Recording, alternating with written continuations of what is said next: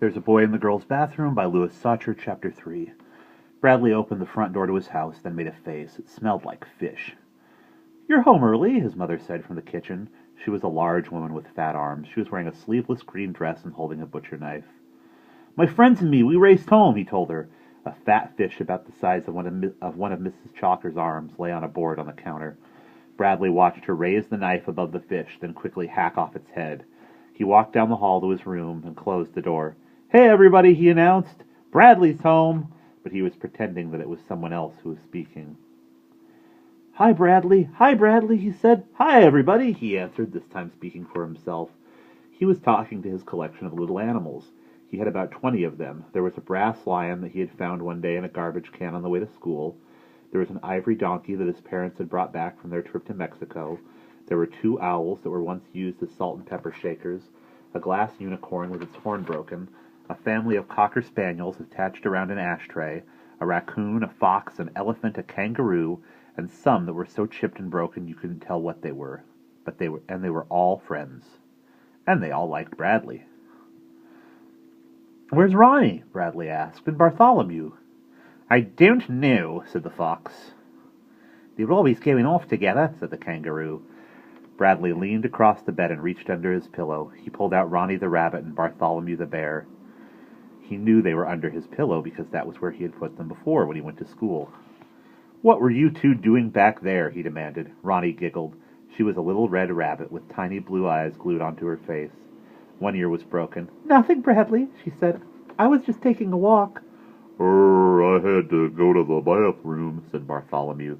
He was a brown and white ceramic bear that stood on his hind legs. His mouth was open, revealing beautifully made teeth and a red tongue. "They were making out," announced the Mexican donkey. "I saw them kissing." Ronnie giggled.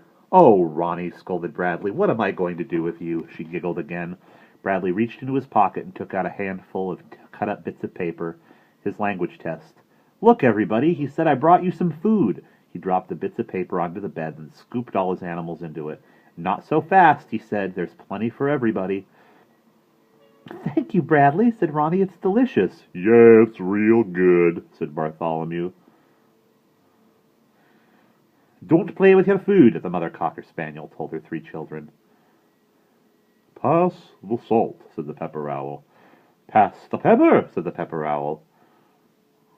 "Let's hear it for Bradley," called the lion. They all cheered. "Yay, Bradley!"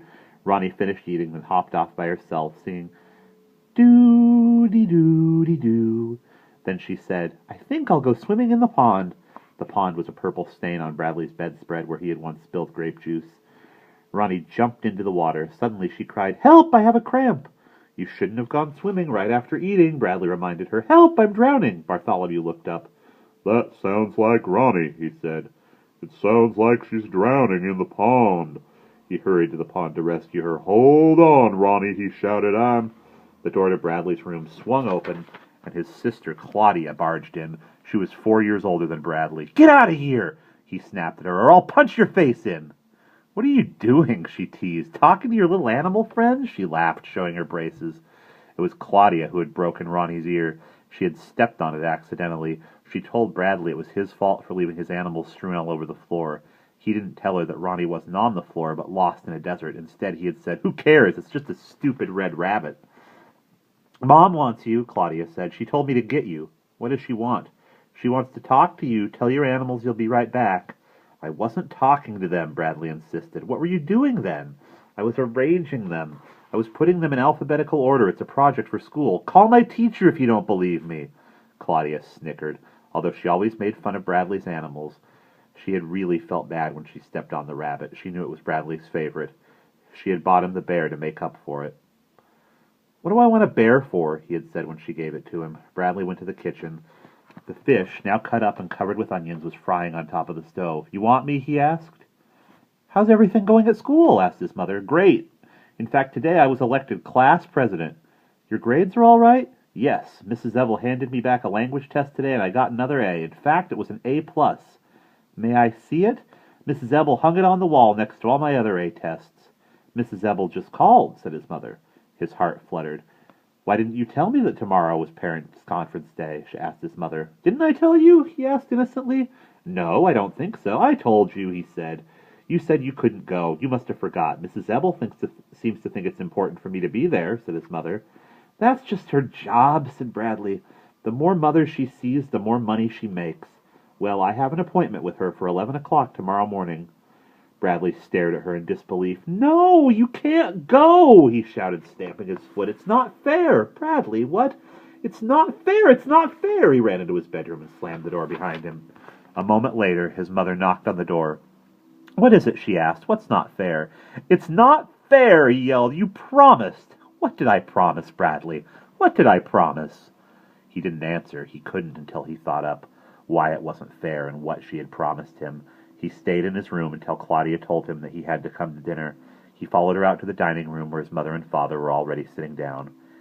Did you wash your hands? Asked their father. Yes, Bradley and Claudia lied. Bradley's father worked in the police department. He had been shot in the leg 4 years ago while chasing a robber. Now he needed a cane to walk, so he worked behind a desk. He didn't like that kind of work and often came home grumpy and short-tempered. The police never caught the man who had shot him. I hate fish, Bradley said as he sat down. So do I, said Claudia. It sticks in my braces and I taste it for weeks.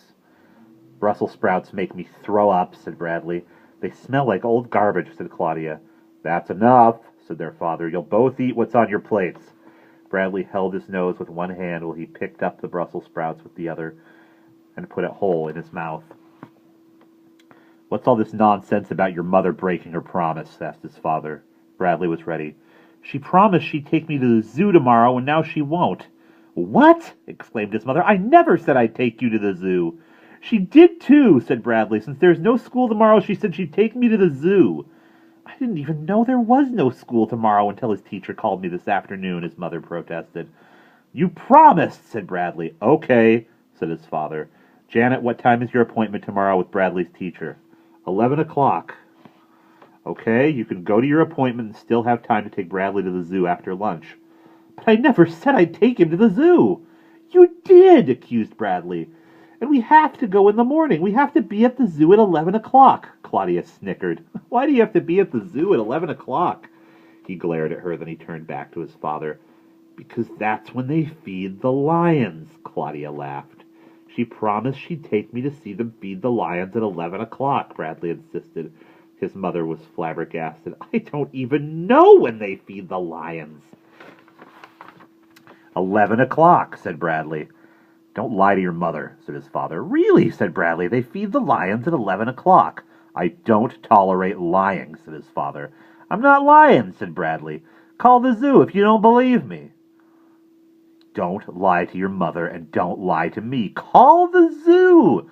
Your mother said she never promised to take you to the zoo. She's lying. Right after he had said it, he knew it was a mistake. His father turned purple with rage. Don't ever call your mother a liar. Now go to your room. Just call the zoo, Bradley pleaded. Maybe I did tell him I'd take him to the zoo, said his mother. See, said Bradley. Keep it up, Bradley, said his father. Just keep it up. You want to be a criminal when you grow up? You want to spend your life in jail? I see people just like you every day at the police station. Just keep it up. Bradley stared angrily at his father. Not all criminals go to jail, he asserted. What about the man who shot you? I said, go to your room. Bradley stood up from the table. I didn't want to eat this junk anyway. He stomped down the hall into his room and slammed the door. Then he opened it and shouted, Call the zoo! One last time, and then slammed it again. He lay on his bed and cried. Don't cry, Bradley, said Ronnie. Everything will be all right. You'll think of something, Bradley, said Bartholomew. You always do. You're the smartest kid in the world. And that is the end of Chapter 3.